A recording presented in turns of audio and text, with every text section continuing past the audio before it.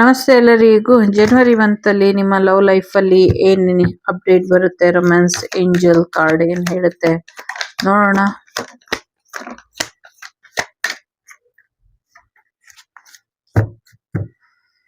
Okay, let go of control issues ಅಂತ ಹೇಳ್ತಾ ಇದೆ. ತುಂಬಾ ಕಂಟ್ರೋಲ್ ಮಾಡಕ್ ಹೋಗ್ಬೇಡಿ, ಕೆಲವನ್ನ ಬಿಟ್ ಹಾಕ್ಬಿಡಿ ಅನ್ನುವಂಥದ್ದು ಇದೆ. ನೀವು ಪ್ರೀತಿಗೆ ಡಿಸರ್ವಬಲ್ ಆಗಿ ಇದೀರಾ. ಸೊ ನಿಮ್ಗೆ ತುಂಬಾ ಪ್ರೀತಿ ಮಾಡುವಂತ ವ್ಯಕ್ತಿ ನಿಮ್ಮನ್ನ ನೀವು ಫ್ರೀ ಮಾಡ್ಕೊಳ್ಳಿ ಅನ್ನುವಂಥದ್ದು ಇದೆ. ಎಲ್ಲೋ ಒಂದ್ ಕಡೆ ನಿಮ್ಮ ಕಂಟ್ರೋಲ್ ಮೀರಿ ನಿಮ್ಮ ಲವ್ ಲೈಫ್ ಹೋಗ್ತಾ ಇದೆ ಅನ್ನುವಂಥದ್ದು ಇದೆ. ಜೊತೆಗೆ ನಿಮ್ ಪಾರ್ಟ್ನರ್ನು ನಿಮ್ ಜೀವನಕ್ಕೆ ಬರೋದಕ್ಕೆ ತಯಾರಿಲ್ಲ, ಅವರು ಸ್ಟಕ್ ಎನರ್ಜಿಲಿ ಇಟ್ಟಿದ್ದಾರೆ ಅಂತ ಅನ್ನಿಸ್ತಾ ಇದೆ.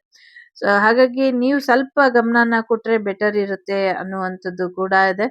ಫ್ಲರ್ಟಿಂಗ್ ಎನರ್ಜಿಯಿಂದ ಹೊರಗೆ ಬನ್ನಿ ಅನ್ನುವಂಥದ್ದು ಕೂಡ ಇದೆ. ಕೆಲವರಿಗೆ ಫ್ಲರ್ಟ್ ಎನರ್ಜಿ ಇದೆ, ಇದು ಯಾವತ್ತೂ ಒಂದಾಗೋದಿಲ್ಲ, ಆ ವ್ಯಕ್ತಿ ನಿಮ್ ಜೀವನಕ್ಕೆ ಬರೋದಿಲ್ಲ, ಸುಮ್ನೆ ಫ್ಲರ್ಟ್ ಮಾಡ್ಕೊಂಡೇ ಇರ್ತಾರೆ. ಜೊತೆಗೆ ಅವ್ರನ್ನ ಅವರು ರಿಸ್ಟ್ರಿಕ್ಷನ್ ಮೋಡಲ್ಲಿ ಇಟ್ಕೊಂಡಿದ್ದಾರೆ. ಸೊ ಅನ್ರಿಕ್ವೈರ್ಡ್ ಲವ್ ಇದು ಯಾವತ್ತೂ ಒಂದಾಗದಿರುವಂತ ಲವ್ ಸ್ಟೋರಿ. ಸೊ ಹಾಗಾಗಿ ಇಬ್ರ ಮಧ್ಯೆ ಅಟ್ರಾಕ್ಷನ್ ಆಗ್ಲಿ, ಕೆಮಿಸ್ಟ್ರಿ ಆಗ್ಲಿ, ರಿಲೇಶನ್ಶಿಪ್ ನ ಹಿಡ್ದಿಡ್ಬೇಕು ಅನ್ನೋದಾಗ್ಲಿ ಕರೆಕ್ಟ್ ಆಗಿ ಇಬ್ರಿಗೂ ಇಲ್ಲ.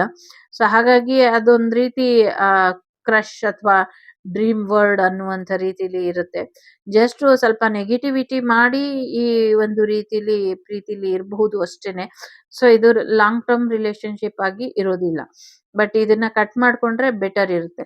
ಇನ್ ಕೆಲವರಿಗೆ ನಿಜವಾಗ್ಲೂ ಸೋಲ್ಮೇಟ್ ಅನ್ನುವಂಥ ವ್ಯಕ್ತಿ ನಿಮ್ ಜೀವನಕ್ಕೆ ಬರ್ತಾರೆ. ಕೆಲವ್ರಿಗೆ ಆಲ್ರೆಡಿ ನಿಮ್ ಜೀವನದಲ್ಲಿ ಇದ್ದಾರೆ, ಅವರೇ ನಿಮ್ಮ ಸೋಲ್ಮೇಟ್ ಇದ್ದಾರೆ. ಸೊ ನೀವು ಆಲ್ರೆಡಿ ಅವ್ರನ್ನ ಮೀಟ್ ಮಾಡಿದೀರಾ, ಮ್ಯಾರೇಜ್ ಕೂಡ ಆಗಿರಬಹುದು ಕೆಲವರು. ಸೊ ಹಾಗಾಗಿ ಒಬ್ರನ್ನೊಬ್ರು ಇನ್ನ ಹೆಚ್ಚು ತಿಳ್ಕೊಂಡ್ರೆ ಬೆಟರ್ ಇದೆ ಅನ್ನುವಂಥದ್ದು ಇದೆ. ನಂಬಿಕೆ ವಿಚಾರ ತುಂಬಾ ಮುಖ್ಯ. ನಂಬಿಕೆ ಅನ್ನೋದು ಇಲ್ಲ ಅಂದ್ರೆ ಏನು ಕೂಡ ಆಗೋದಿಲ್ಲ. ಸೊ ವೇಸ್ಟ್ ಆಫ್ ಟೈಮ್ ಅನ್ನುವಂಥ ರೀತಿಲಿ ಆಗ್ಬಿಡುತ್ತೆ. ಸೊ ಹಾಗಾಗಿ ನಿಮ್ ಟೈಮ್ ವೇಸ್ಟ್ ಮಾಡ್ದಿರಾ ನಿಮ್ಮ ನಿಜವಾದ ಸೋಲ್ಮೇಟ್ ನಿಮ್ ಲೈಫಿಗೆ ಬರೋ ಹಾಗೆ ನೋಡ್ಕೊಳ್ಳಿ. ಮ್ಯಾರೇಜ್ ಮಾಡ್ಕೊಳ್ತಿರೋ, ಎಂಗೇಜ್ಮೆಂಟ್ ಮಾಡ್ಕೊಳ್ತಿರೋ, ಹಾಗೆ ಲಿವಿಂಗ್ ಟುಗೆದರ್ ಇರ್ತಿರೋ, ನಿಮಗ್ ಬಿಟ್ಟಂತ ವಿಚಾರ. ನೀವು ನಿರ್ಧಾರನ ತಗೊಳ್ಳಿ. ಫ್ಯಾಮಿಲಿ ಇಶ್ಯೂಸ್ ಇದೆ, ಅದನ್ನ ಸರಿಪಡಿಸ್ಕೊಂಡ್ರೆ ಬೆಟರ್ ಆಗತ್ತೆ ಅನ್ನುವಂಥದ್ದು ಕೂಡ ಇದೆ. ತುಂಬಾ ಕಂಟ್ರೋಲ್ ಮಾಡಕ್ಕೆ ಹೋಗ್ಬೇಡಿ ಅನ್ನುವಂಥದ್ದು ಕೂಡ ಇದೆ ಇಲ್ಲಿ.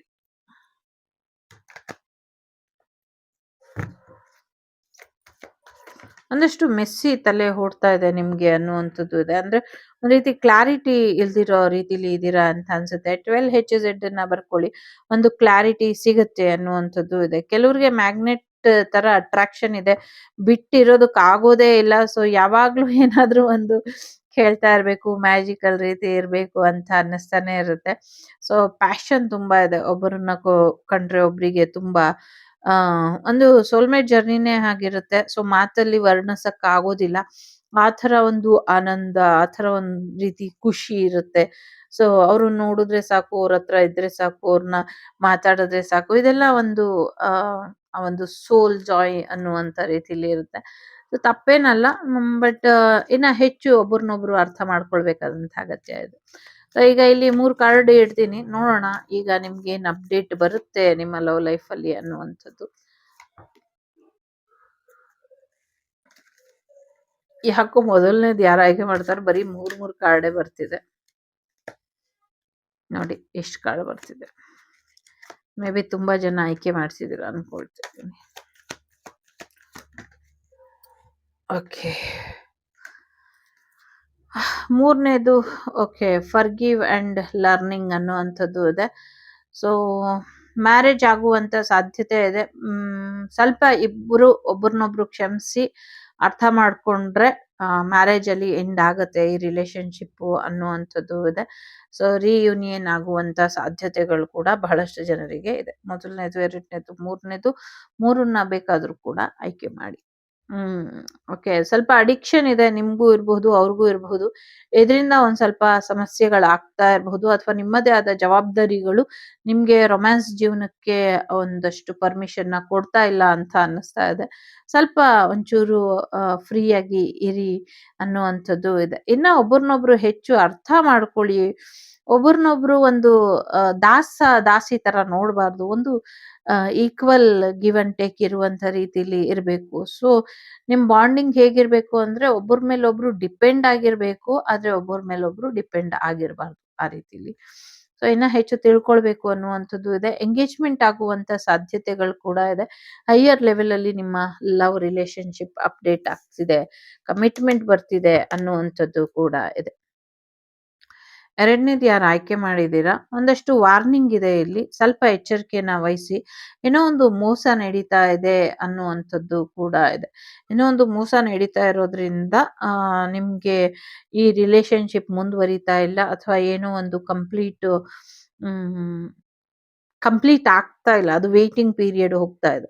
ಸೊ ಹಾಗಾಗಿ ಸ್ವಲ್ಪ ಹುಷಾರಾಗಿರಿ. ಯಾರೋ ನಿಮ್ಗೆ ಮೋಸ ಮಾಡ್ತಾ ಇದ್ದಾರೆ ಅನ್ನುವಂಥದ್ದು ಇದೆ ಇಲ್ಲಿ. ಜೊತೆಗೆ ಒಂದು ವಾರ್ನಿಂಗ್ ಇದೆ, ಹುಷಾರಾಗಿರಿ ಅಷ್ಟೇ.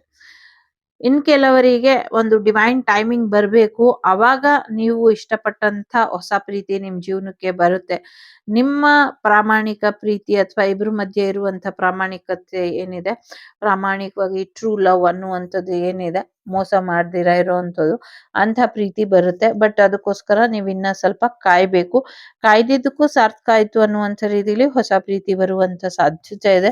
ನ್ಯೂ ಪರ್ಸನ್ ನಿಮ್ ಜೀವನಕ್ಕೆ ಬರ್ತಾರೆ. ಹೊಸ ರೊಮ್ಯಾಂಟಿಕ್ ಫೀಲಿಂಗ್ ಬರುವಂತ ಸಾಧ್ಯತೆ ಇದೆ. 3ನೇದು ಪಾಸ್ಟ್ ಲೈಫ್ ರಿಲೇಶನ್ಶಿಪ್ ಇದೆ. ಹಿಂದಿನ ಜನ್ಮದಿಂದನೂ ಇದ್ದಾರೆ, ಈ ಜನ್ಮದಲ್ಲೂ ಬಂದಿದ್ದಾರೆ. ಹಾಗಾಗಿ ಒಬ್ರನ್ನೊಬ್ರು ಗೊತ್ತಿದೆ, ತಿಳ್ಕೊಂಡಿದೀರಾ, ಅವರು ನಿಮ್ ಜೊತೆ ಹೀಗೆ ಇರ್ತಾರೆ. ಎಕ್ಸ್ ಎನರ್ಜಿ ರಿಯೂನಿಯನ್ ಆಗುವಂತ ಸಾಧ್ಯತೆಗಳು ಹೆಚ್ಚಾಗಿ ಇದೆ. ಸೊ ಎಕ್ಸ್ ಎನರ್ಜಿ ಬೇಕಾ ಬೇಡವಾ, ಅದು ನಿಮ್ಗೆ ಬಿಟ್ಟಂತ ವಿಚಾರ.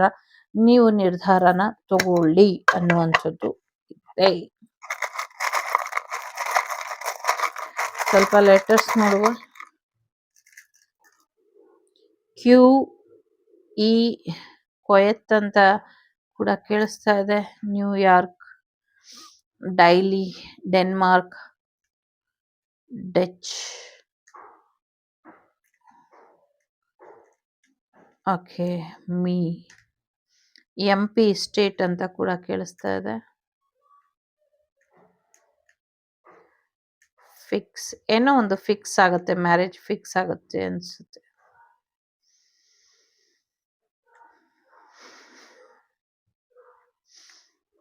West Bengal, West Indies, West Bengal, United State ಅಂತ ಕೇಳಿಸ್ತಾ ಇದೆ. ಕೆನಡಾ ಅಂತ ಕೇಳಿಸ್ತಾ ಇದೆ.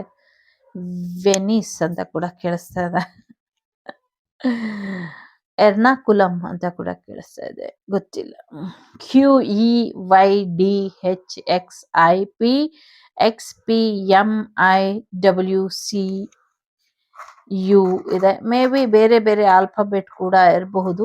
G ಕೂಡ ಇದೆ, GLA ಕೂಡ ಅನ್ನಿಸ್ತಾ ಇದೆ. ಸೊ O ಕೂಡ ಇರಬಹುದು. ಸೊ ಇದಿಷ್ಟು ನಿಮ್ಗೆ ಬಂದಂತ ಮಾಹಿತಿ. ಇಷ್ಟ ಆದ್ರೆ ಲೈಕು, ಶೇರು, ಸಬ್ಸ್ಕ್ರೈಬ್ ಮಾಡೋದು ಮರಿಬೇಡಿ. ನಾನು ನಿಮ್ಮದೇ ಅಭಿಮಾನಿ ಕಮಲಾಕ್ಷಿ. ಸಿಗ್ತೀನಿ ಮುಂದಿನ ವಿಡಿಯೋಲಿ. ಟೇಕ್ ಕೇರ್, ಬಾಯ್, ನಮಸ್ತೆ.